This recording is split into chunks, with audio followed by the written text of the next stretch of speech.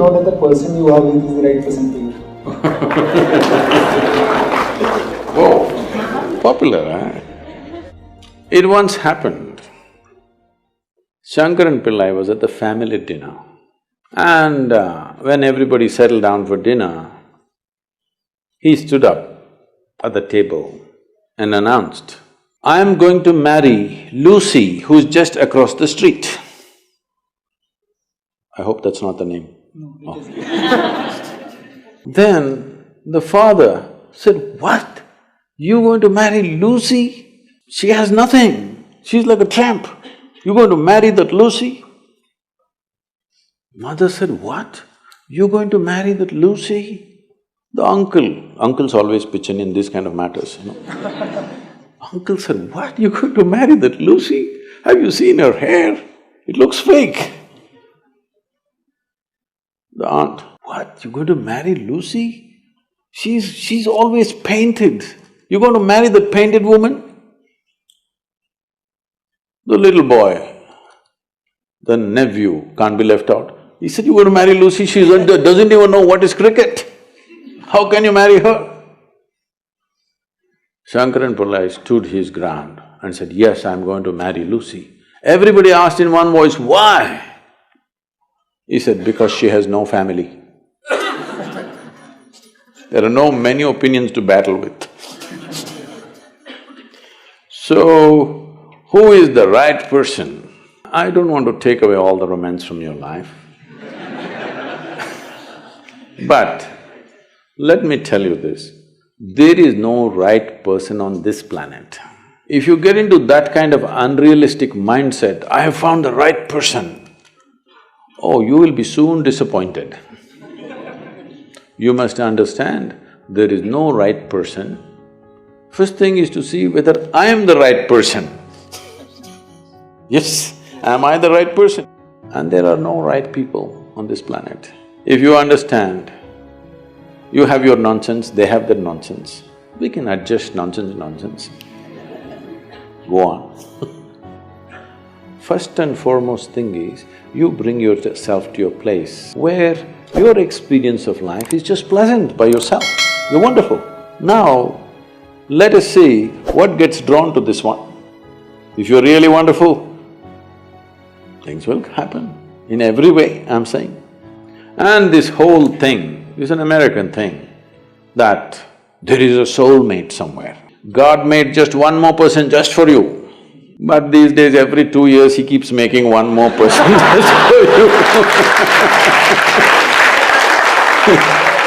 Obviously, God is making too many mistakes with you. See, body needs a mate, understandable.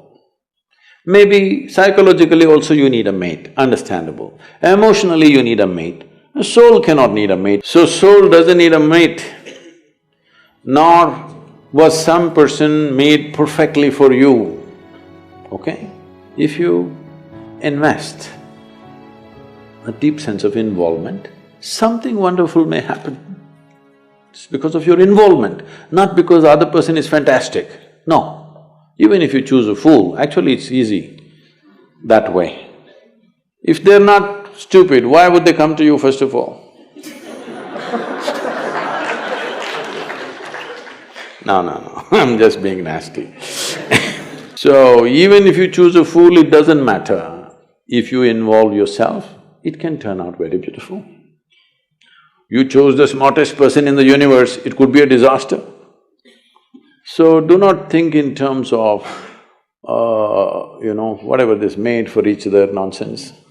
No, you choose the opposite actually. But after some time, after a little bit of time, you slowly start expecting they're just like you.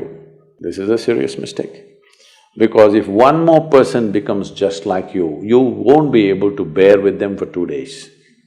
Nobody is like you, and that's good. Don't look for sameness, not necessary. Because of the difference you tango, not otherwise.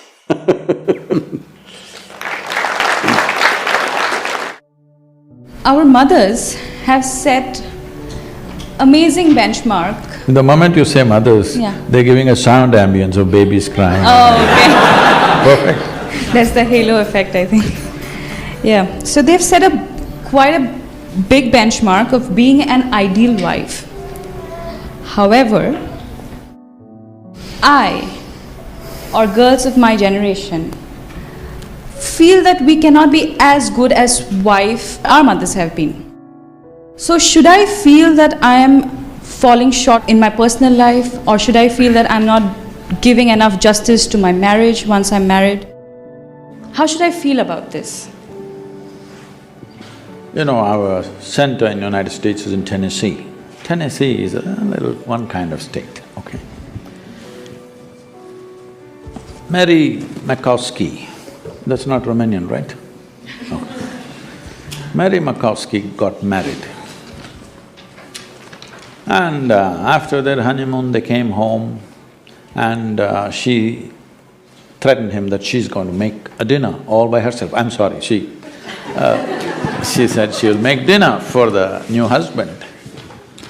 And husband came home from work and she served the dinner and he put it in his mouth and slowly he was chewing on it and went into profound thought. Then she was very excited about this dinner and she said, "There are only two things my mother taught me how to cook, the meatloaf and the apple pie." Then he looked at her and said, "Darling, which one is this?" So, your mother, your grandmother, how they made good wives? Largely it was believed the way to a man's heart is through his stomach.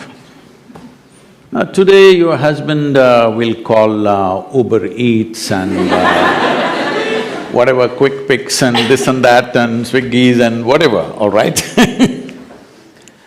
So, you can't make a good wife based on how your grandmother became a good wife. You can't become a good wife based on how your mother became a good wife. Situations have changed, expectations have changed. It's not in the stomach anymore. For some it's gone up into the head, for some it's gone further south. Yes? So, you don't do that. Essentially, what a husband and wife means is, because you're not geared, most people are not geared, very few people in this world are geared to make this journey of life all by themselves. They're organized enough within themselves totally. They never feel anything missing in their life because they've made themselves like that. But most people need somebody else to lean on. Either emotionally, psychologically, there are needs in a human being, physical needs, psychological needs, emotional needs, maybe social needs, economic needs, variety of needs. To fulfill these needs, you want to find one person that you can depend on.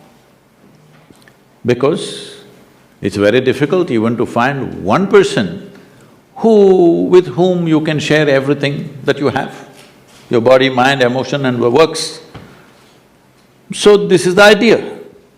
Formalizing it is so that every time you get some little friction, you don't fall apart, so little tying up so that things don't fall apart very easily, all right?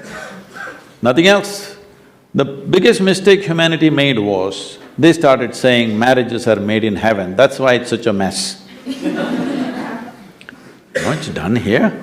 If you see, marriages are made between us and we took responsibility for who we are, we could have made it work, but the damn thing is made in heaven. Not suitable here, it's because it's alien stuff. Everything is a mess because you think it's made elsewhere by somebody else. If you understand it's made by you for your well-being, to fulfill your needs and your purposes so that you can go through this journey of life with least amount of trouble and friction, then you would handle it more responsibly, isn't it? And according to contemporary needs, not how your grandmother did her marriage. You can't do it that way because expectations and situations have completely altered themselves. So, if you hold somebody who is your friend and who is your need, you must understand. You're in this relationship because you need. Maybe the other person also needs, but that's from their side. As far as you are concerned, you made this relationship because you need it badly, isn't it? If you understand and you're always grateful for this, that somebody is fulfilling all your need, you would handle it well. You wouldn't make a misery out of it. But now you think somebody else needs you, then you'll make a mess out of it. You understand you need it, well, the other person also needs to understand he needs it. Now there is a cohesion. If you think, oh, you need me, so I'm going to exploit you, no. This is not about you squeezing happiness out of somebody or they squeezing happiness out of you. If two happy people meet, then there can be something wonderful happening between them. But you are a misery and you think somebody else should be the source of your happiness, well, it'll multiply.